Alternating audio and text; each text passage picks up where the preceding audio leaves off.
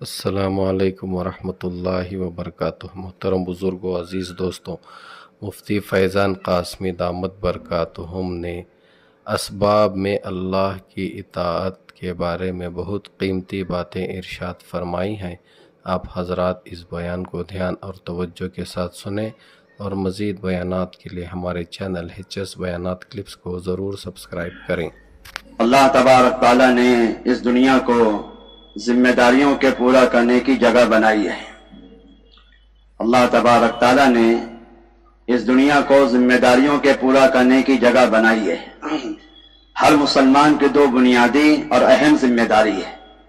ہر مسلمان کی دو بنیادی اور اہم ذمہ داری ہے۔ سب سے پہلی ذمہ داری ہر مسلمان کی اللہ تبارک تعالیٰ کے ضابطوں کی معرفت، کہ اللہ تبارک تعالیٰ کے ضابطوں کو پہچانے۔ اللہ تبارک تعالیٰ کے کیا ضابطے ہیں؟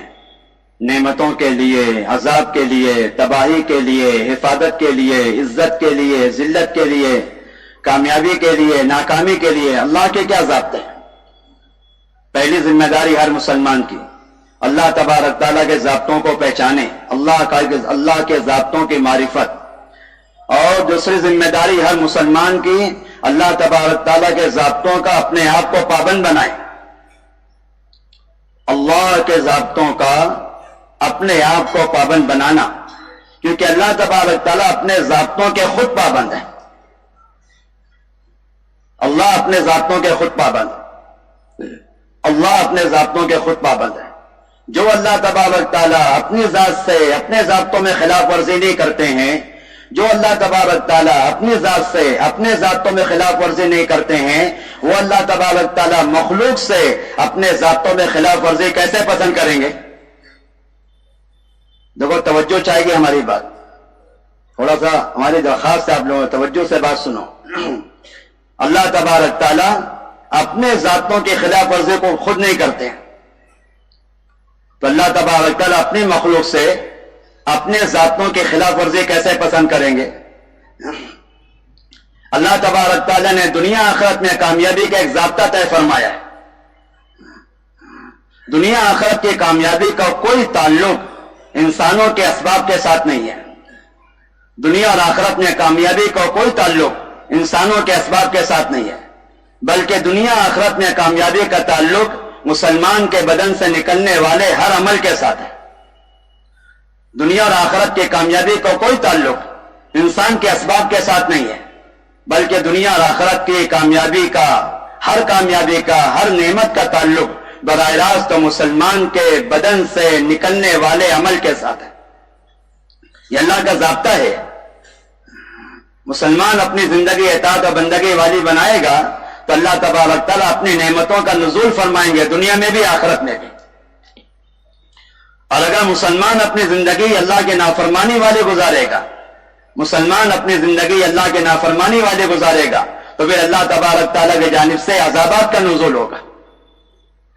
یہ کتابوں میں لکھا ہے، لا تدرک نعم اللہ الا بطاعت اللہ۔ اللہ تبارک تعالیٰ کی نعمتیں اللہ کی اطاعت اور بندگی سے ہی حاصل ہو سکتی ہے۔ اللہ تبارک تعالیٰ کی نعمتیں اللہ کی اطاعت اور بندگی سے ہی حاصل ہو سکتی ہے۔ ایک بزرگ سے ایک عالم سے ایک شخص نے سوال کیا، سنو، ایک عالم سے ایک شخص نے سوال کیا کہ کوئی آدمی اللہ تبارک تعالیٰ کی نافرمانی کے ساتھ اللہ کو پہچان سکتا ہے؟ اللہ کی معرفت یہ بھی بڑی نعمت ہے، اللہ کی معرفت بڑی نعمت ہے، بلکہ اللہ تبارک تعالیٰ کی نعمتوں کی سب سے بڑی بنیاد ہے اللہ کو پہچانے۔ کوئی آدمی نافرمانی کے ساتھ، گناہوں کے ساتھ اللہ تبارک تعالیٰ کا بزرگ بن سکتا ہے، اللہ کا ولی بن سکتا ہے، اللہ کی پہچان حاصل ہو سکتی ہے، جس کے بعد ساری نعمتیں ملتی ہے۔ کہنے لگے کہ دنیا کو دین پر ترجیح دینے والا یہ اللہ کا ولی نہیں بن سکتا ہے، گناہوں کے ساتھ ولایت تو ناممکن ہے۔ دنیا کو دین پہ ترجیح دینے والا یہ اللہ کا ولی نہیں بن سکتا ہے، گناہوں کے ساتھ ولایت تو ناممکن ہے۔ جب گناہوں کے ساتھ معرفت نہیں ہو سکتی ہے تو گناہوں کے ساتھ اللہ کی نعمتوں سے استفادہ کیسے ہو سکتا ہے؟ مزید بیانات کے لیے HS بیانات کلپس کو سبسکرائب کریں۔ اللہ تبارک تعالیٰ نے جتنی اسباب مسلمان کو عطا فرمایا ہے یہ اللہ کی قدرت سے استفادے کے واسطے نہیں ہے.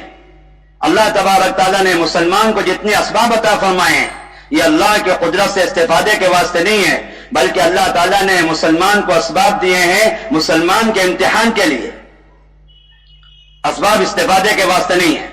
سننا غور سے بات، اسباب استفادے کے واسطے نہیں ہے، بلکہ ہمارے پاس جتنے اسباب ہیں یہ ہمارے امتحان کے لیے.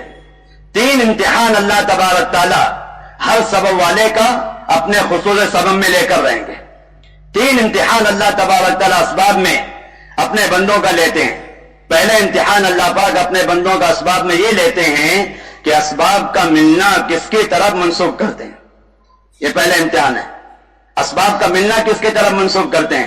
اپنی ذات کی طرف منسوب کرتے ہیں، اپنی محنت کی طرف منسوب کرتے ہیں، یا اللہ کی طرف منسوب کرتے ہیں؟ جو اپنے موجودہ اسباب کو اپنی ذات کی طرف منسوب کرتے ہیں اور جو اپنے ملے ہوئے اسباب کو اپنی محنت کی طرف منسوب کرتے ہیں وہ اللہ کی ذات عالی سے دور ہوتے ہی چلے جاتے ہیں.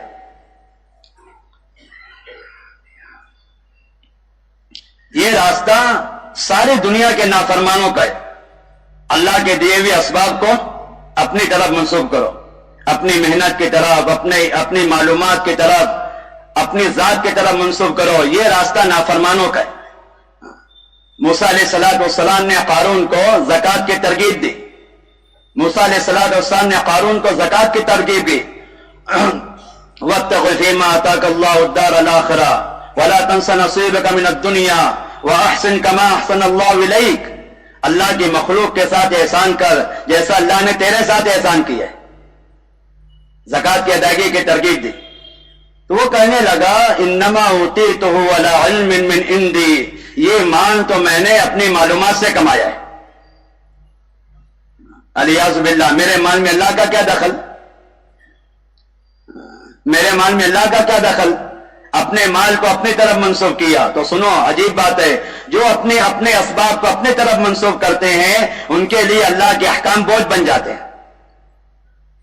جو اپنے اللہ کے دیے ہوئے اسباب کو اپنی طرف منسوب کرتے ہیں ان کے لیے اللہ کے احکام بوجھ بن جاتے ہیں، اور ان کے اسباب ان کو اللہ کے ذات سے غافل کرتے ہی چلے جاتے ہیں.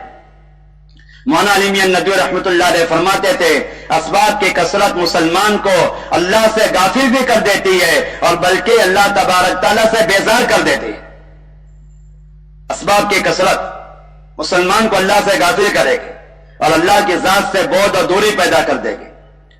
تو یہ راستہ نافرمانوں کا ہے کہ اپنے اللہ کے دیے ہوئے اسباب کو اپنی ذات کی طرف، اپنی محنت کی طرف، اپنی عقل کی طرف، اپنی سمجھ کی طرف، اپنی ذات کی طرف منسوب کریں.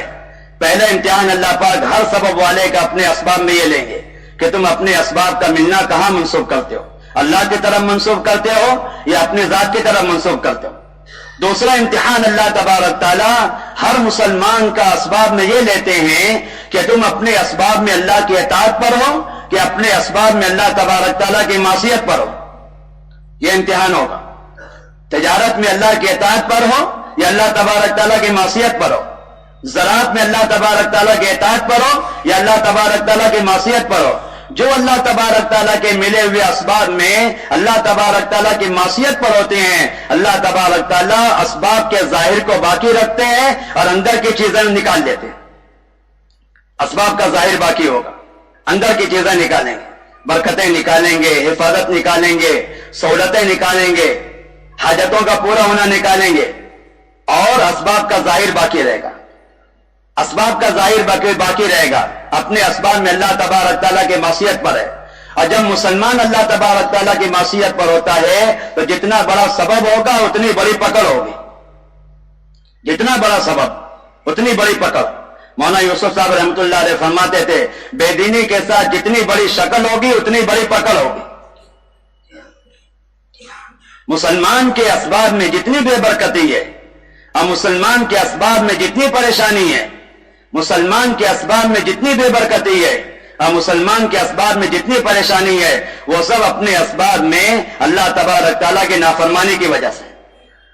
کیونکہ دیکھو توجہ سے بات سنو، مسلمان اپنے اسباب میں دو حال سے خالی نہیں ہوگا. یا اللہ کا مطیع ہوگا یا اللہ کا مجرم ہوگا. مسلمان اپنے اسباب میں دو ہاتھ سے خالی نہیں ہوگا. یا اللہ تبارک تعالیٰ کا مطیع ہوگا، اللہ کے اطاعت پر ہوگا، یا اللہ تبارک تعالیٰ کا مجرم ہوگا، اللہ تبارک تعالیٰ کی نافرمانی پر ہوگا. اللہ تبارک تعالیٰ کا مطیع ہے تو اللہ تبارک تعالیٰ کا ارادہ انعام متوجہ ہے. اللہ انعام دینا چاہتے ہیں، اللہ انعام دینا چاہتے ہیں.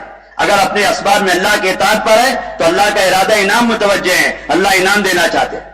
اور اگر اپنے اسباب میں اللہ تبارک تعالیٰ کی نافرمانی پر ہے تو اللہ تبارک تعالیٰ کا ارادہ انتقام متوجہ ہے. اللہ فرما رہے ہیں انا من المجرمین منتقمون، ہم تو گنہگاروں سے بدلہ لے کر رہیں گے. علماء نے بات لکھی ہے ارادہ انعام اور ارادہ انتقام کبھی جمع نہیں ہوں گے.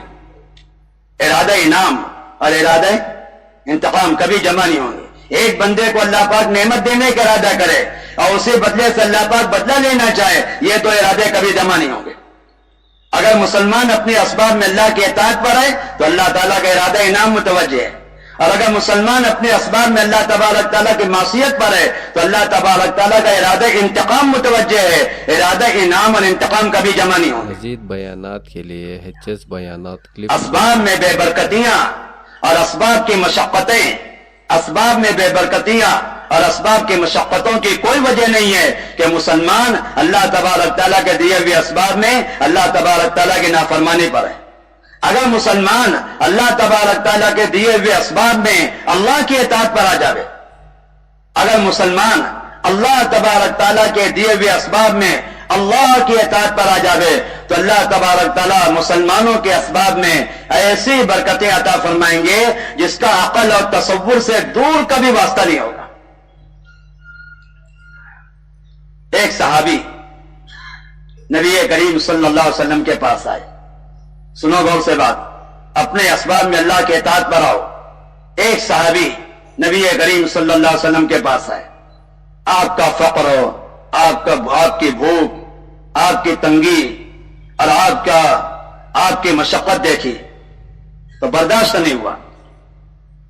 گھر میں گئے اور تھوڑا سا انتظام کیا آپ صلی اللہ علیہ وسلم کے لیے، معمولی سا انتظام. ان کے حساب سے اللہ کے نبی کی ضرورت پورا کرنے کے لیے کافی ہوگا. اور مجمع بڑا آپ علیہ الصلوۃ والسلام کے پاس، آواز سے کہیں گے تو سب سن لیں گے، کیسے سب کو دعوت دے، گنجائش نہیں ہے. اور اکیلے کھانے اس کا طبیعت اس کے لیے آمادہ نہیں ہے کہ اللہ کے نبی کے بغیر کیسے کھانے. ایسا جوڑ ہونا چاہیے ساتھیوں اور ذمہ داروں میں، ایسا جوڑ ہونا چاہیے ساتھیوں اور ذمہ داروں میں. ساتھیوں کے دل میں اپنے امیر کی ایسی عظمت، ایسی محبت، ایسا اکرام ہونا چاہیے کہ اس کے بغیر کھانا بھی بوجھ بن جائے. تو مجمع میں آ کر بڑا مجمع آئے اور آپ علیہ الصلوۃ والسلام کو کھانے کی دعوت دینا ہے. زبان سے کہیں گے تو سب سن لیں گے، انکار کرنا مشکل ہے. ہماری طرف دیکھنا، اشارہ کیا، سلام کیا، آپ نے جواب دیا تو آپ نے اشارہ کیا.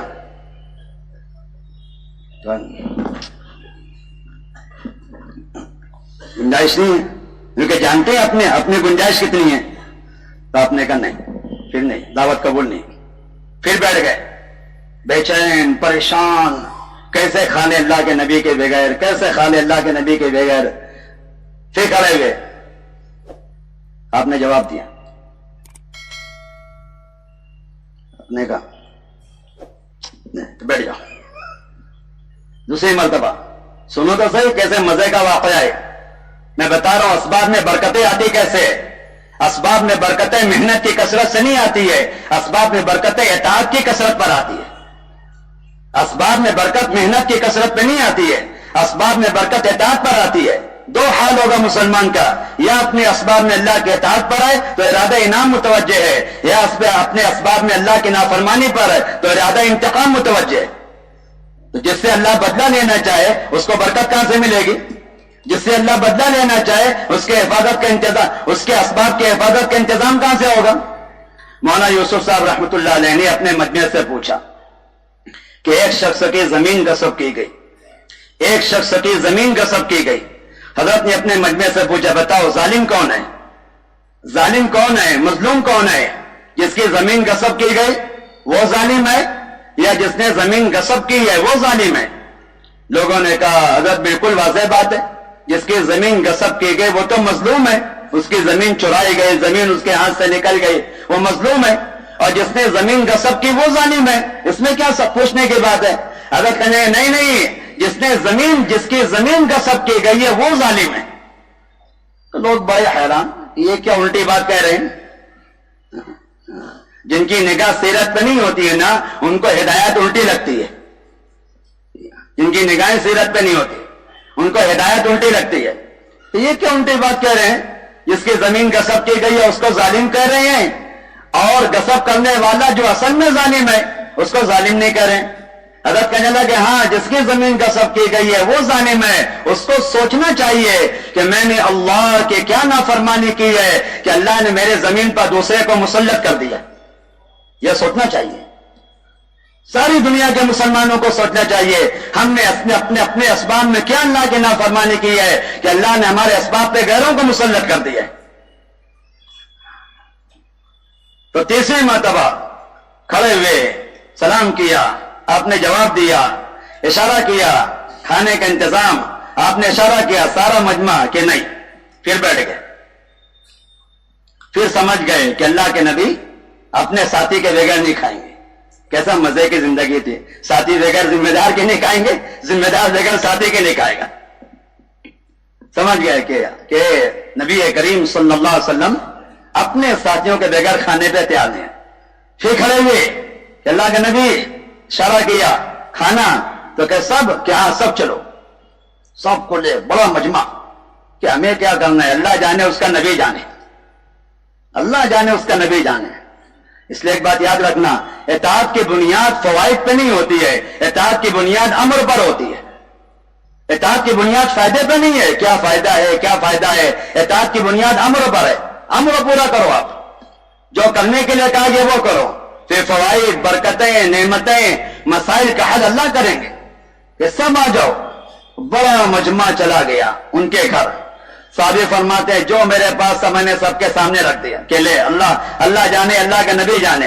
کہتے ہیں ایسی برکت اس کھانے کے اندر ہوئی جو کھانا میرے حساب سے ایک آدمی کے لیے کافی نہیں تھا، پورا مجمع اس میں سیراب ہو گیا۔ یہ نظام ہے، یہ دوسرا امتحان ہے اللہ کی جانب سے کہ مسلمان اپنے اسباب میں اللہ تبارک تعالیٰ کی اطاعت پر ہے یا اپنے اسباب میں اللہ تبارک تعالیٰ کی معصیت پر ہے۔ تیسرا انعام اللہ تبارک تعالیٰ ہر مسلمان کے یہ لیں گے اپنے اسباب کے اندر کہ اسباب میں اللہ تبارک تعالیٰ مختلف نتیجے ظاہر کرتے ہیں اپنے قدرت سے۔ کبھی نفع نکالیں گے، کبھی نقصان، کبھی عزت، کبھی ذلت، کبھی کامیابی، کبھی ناکامی، کبھی برکتیں، کبھی تنگیاں، اللہ اپنے قدرت سے نکالیں گے۔ اور یہ دیکھنا چاہیں گے اسباب سے نکلنے والا نتیجہ مسلمان کس کی طرف منسوب کرتا ہے؟ اپنی محنت کی طرف منسوب کر رہا ہے یا اللہ کی طرف منسوب کر رہا ہے؟ کبھی ایسے برکتیں ہوگی سارا مسئلہ حل ہو جائے گا، کبھی ایسی تنگیاں ہوگی کہ قرضے پہ قرضے چل رہے ہیں۔ اب اللہ دیکھیں گے ان نتیجوں کو کہاں منسوب کرتے ہو۔ تو جو اپنے اسباب سے نکلنے والے نتیجے اللہ تبارک تعالیٰ کے غیر کی طرف منسوب کریں گے وہ اللہ کی نعمتوں سے فائدہ نہیں اٹھا سکیں گے۔ بلکہ ہمت کر کے عرض کر رہا ہوں، علماء نے لکھا ہے اسباب سے نکلنے والے نتیجوں کو اللہ کے غیر کی طرف منسوب کرنا، اسباب سے نکلنے والے نتیجوں کو اللہ کے غیر کی طرف منسوب کرنا، یہیں سے کفر و شرک کی ابتدا ہوتی ہے۔ کفر و شرک کی ابتدا یہیں سے ہوتی ہے۔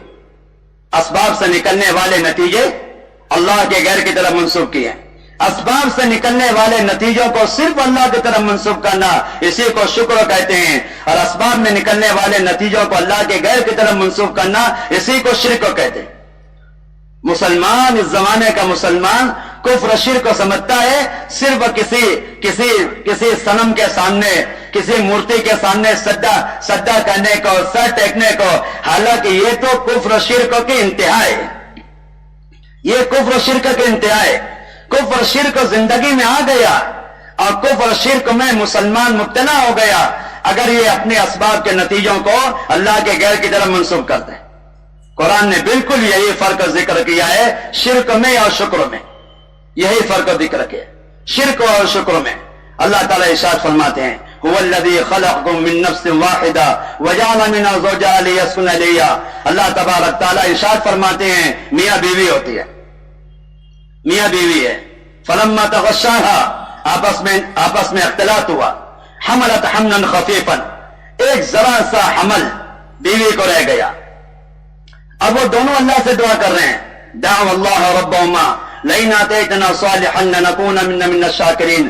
دونوں اللہ تبارک تعالیٰ سے دعا کر رہے ہیں اے اللہ اگر تو ہمیں نیک اور صالح فرما بردار بیٹا عطا فرمائے گا ہم تیرا بڑا شکر ادا کریں گے. یہ کہہ رہے ہیں شکر ادا کریں گے اگر تو بیٹا ہمیں عطا فرمائے. دینے کی نسبت اللہ کی طرف کر رہے ہیں. اس کے بعد فلما آتاہما صالحا، جب اللہ پاک اپنی قدرت سے اپنے فضل سے اولاد عطا فرماتے ہیں جعل لہ شرکاء فیما آتاہما، تو اللہ تبارک تعالیٰ کی عطیے میں اللہ کے غیر کو شریک کرتے ہیں. ڈاکٹر صاحب آپ کی وجہ سے ہوا ہے، ڈاکٹرنی آپ کی وجہ سے ہوا ہے، صحیح وقت پر نہیں آتا تو پتہ نہیں کیا ہو جاتا. اگر آپ ذرا دخل اندازی نہیں کرتے تو ماں بھی جاتی بچہ بھی جاتا. سارا شکریہ ادا کرتے ہیں اللہ کے غیر کا، سارا شکریہ ادا کرتے ہیں اللہ کے غیر کا.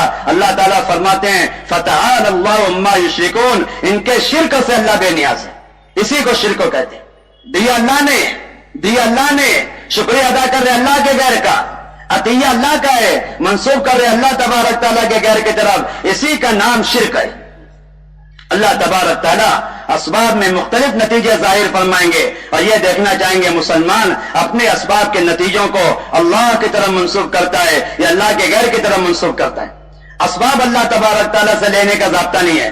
مسلمان کے بدن سے نکلنے والا عمل یہ اللہ سے لینے کا ضابطہ ہے.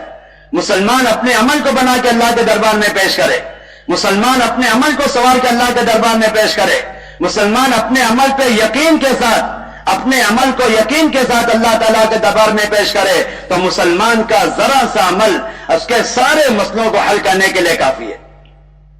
مسلمان کی زندگی کا ذرا سا عمل اس کے سارے مسئلوں کے حل کرنے کے لیے کافی ہے. مولانا یوسف صاحب رحمۃ اللہ علیہ فرماتے تھے ساری دنیا کے حالات مل کر 2 رکعت نماز کی طاقت کا مقابلہ نہیں کر سکتے. ساری دنیا کے حالات مل کر 2 رکعت نماز کی طاقت کا مقابلہ نہیں کر سکتے ہیں. ساری دنیا کے حالات مخلوق ہے، ساری دنیا کے حالات مخلوق ہے، نماز کے ساتھ اللہ کی طاقت ہے، اللہ خالق ہے. ساری مخلوق مل کے خالق کا مقابلہ نہیں کر سکتی ہے. ساری دنیا کے حالات مل کر 2 رکعت نماز کی طاقت کا مقابلہ نہیں کر سکتی.